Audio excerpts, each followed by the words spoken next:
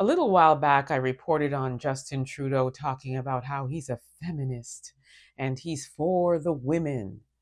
Meanwhile, 7 women have resigned that were working under him due to several clashes because this so called feminist did not allow them to have a voice, did not allow them to have an opinion, did not allow them to do anything but obey his orders. So, with the most recent resignation of his deputy prime minister and minister of finance, Chrystia Freeland, Selena Chavan is now responding to that because she also was at the time in 2015 the first Black woman working with Prime Minister Trudeau and the only one at that time in his party. And she clashed with him several times as well. You can go back and watch the story I covered on her. And she is speaking up and she's saying, basically, I told you so. Take a look. When someone challenges you as a leader in the center of a democracy, that it's so easy to just throw that person under the bus. If it is a woman, and I don't want to make this gendered, but you have to recognize, look at the body count of women: Jody, Jane, myself, Leona, Miriam Monsef, Ava Nassef, Chrystia Freeland. The body count is racking up. And I hate to sound emotional on this, but when you are challenging a leader of a G7 country, they respond with just throwing you under the bus. That is not just Chrystia Freeland that's going under the bus. That is a lot of Canadians who are going to be affected by what she was trying to get the Prime Minister to consider. I also understand that you reached out to Chrystia Freeland today. What did you say to her?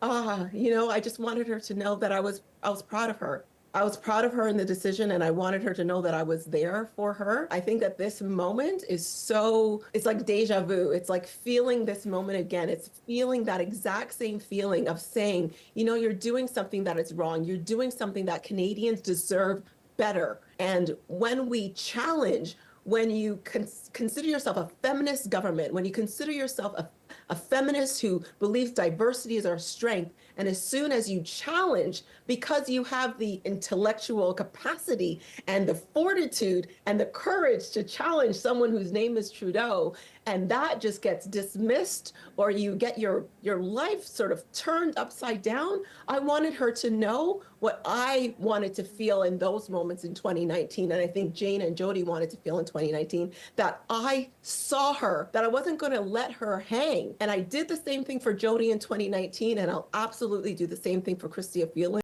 And Selena also dealt with tokenism, anti-Black racism, and whenever she brought it to his attention, do you know what his response to her was?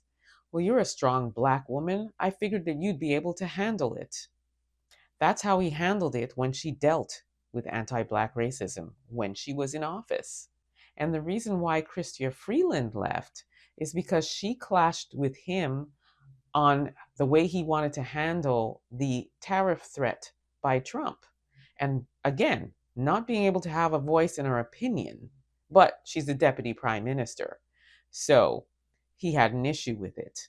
And what he did was he said that he was going to remove her from her position. So she then said, heck no, I'm resigning. So all of these women resigned. And now we're up to 21 people in the Liberal Party that are saying that he should step down. So what does that say? Trudeau must go. That's what it says. I don't know whether or not he is going to be stepping down. I know that he is saying he's not going to, but as I've mentioned in previous stories, the Liberals, the Liberal Party, and the Conservative Party are all coming together and saying, you need to go, Trudeau. So we're going to watch and see how this plays out between now and January 20th, when Donald Trump is officially in office. In the meantime, let me know what you think about this. Don't forget to like, subscribe, share this content. Also, don't forget to download the African Diaspora News app. You can grab it at the Google or Apple store, or head over to africandiasporanews.org and download it there. You will not be disappointed. Also subscribe to my YouTube channel, The Black Experience with Emma Ansah. Until next time, please be safe, everyone.